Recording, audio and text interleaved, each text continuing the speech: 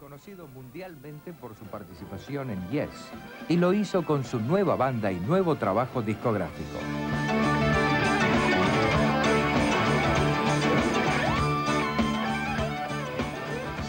The first time I came, I think, was 1980-81, and I came with a band of what we call the 1984 tour, which was great fun, and it was a good band. The second time we came, which was 7 years ago, it was a show I came just with a four-piece band, and you know, it was not the ideal, for me, not the ideal show. It was, I like to bring a big band, so it's been something that I wanted to do. Very much, it was the promoter that wanted the show we brought down the last time. I mean, the band was a good band, but it was not the show I wanted. This time, I have exactly the show I want. You know, so I really don't care about, in the nicest sense, about what promoters want anymore. This is the show I want, and it's what we call the people's show, because 80% of everything we do has been basically chosen by fans through the internet of what they would like to hear. It's music from early days, from albums like Six Wives, Henry VIII, Journey, and King Arthur from the 70s. 1984 from the 80s, you know, music from there. From Return to the Center of the Earth from the 90s. And another thing is that people, which surprised me, wanted to hear us play a Yes piece. So we do a Yes, you know, we do a Yes. And that makes up 80% of the show. And then we've put in 20% extra, because what we hope is people will come and say, we saw and heard everything we wanted to hear and see, but we got some surprises as well. So there are some surprises.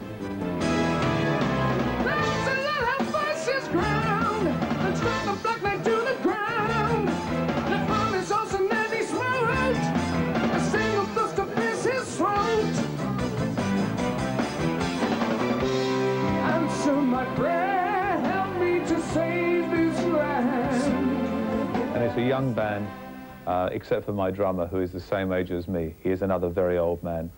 But the rest of the band are very young, and they have really helped bring the music and arrangements into the 21st century.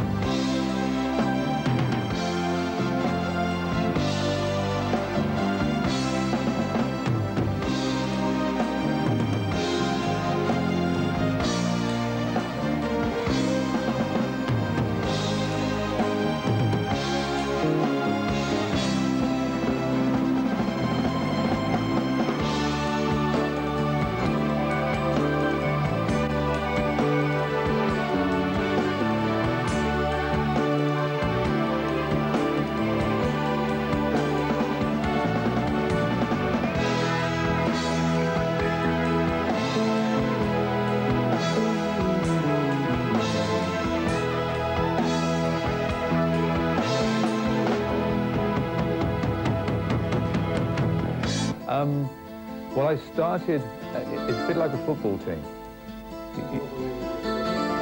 And to me, the drummer is always the goalkeeper. You know?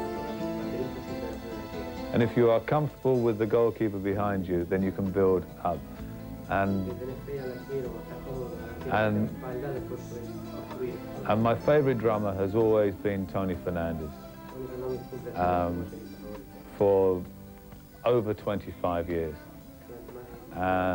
So I wanted to get Tony. And so once I got Tony, I could start building forward. I needed, because there is so much keyboard work, I needed another keyboard player as well. And not because he's my son, but at the moment in Europe, Adam is considered to be the best young keyboard player there is. I mean, it's fortunate that he's my son, but I mean, so obviously he was a major choice. Singer, I wanted, because we're doing such a wide range of music, it was important that I had a singer who could handle all of that music. Because you're asking him to sing music that Shaka Khan has sung, Ozzy Osbourne has sung, Trevor Redding, you know, he has to be able to cover a wide amount.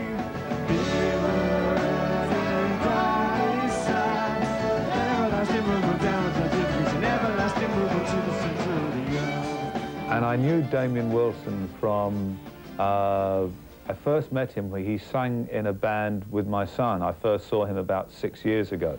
And I knew he had the range and style of voice that would cover everything. You know, plus I knew that he liked this kind of music as well, so, and didn't get the chance to sing it very often, so I thought he would like, you know, like to do.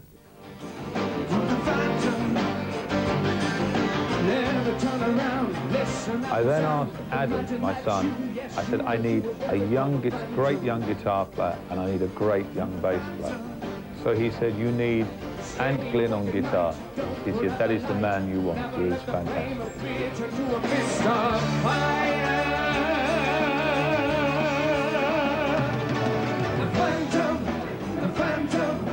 So we got him, that was fantastic. Now the bass guitar is interesting because the man that Adam said you should have was a man called Steve Davis. Adam recomendó una persona llamada Steve Davis. Who is a fabulous, fantastic bass player. Excelente, fabuloso. And Adam spoke to him and he said, I'd love to do it, but he said, I have to tell you, there is one man in England who is probably the most fantastic bass player about at the moment, who loves Rick Wakeman and Yes, knows everything there is to know, and he is the man for the job. He is the only man for the job. And his name was Lee Pomeroy. So when Adam said to me, at the first rehearsals before we did some English festivals, Adam said to me, I said, is Steve Davis doing the bass? He said, no, this guy Lee Pomeroy. I said, have you heard him play? And Adam said, no. I said, you mean we've got some big festivals in England with like 18,000, 20,000 people, and I'm going to have a bass player that nobody has heard play?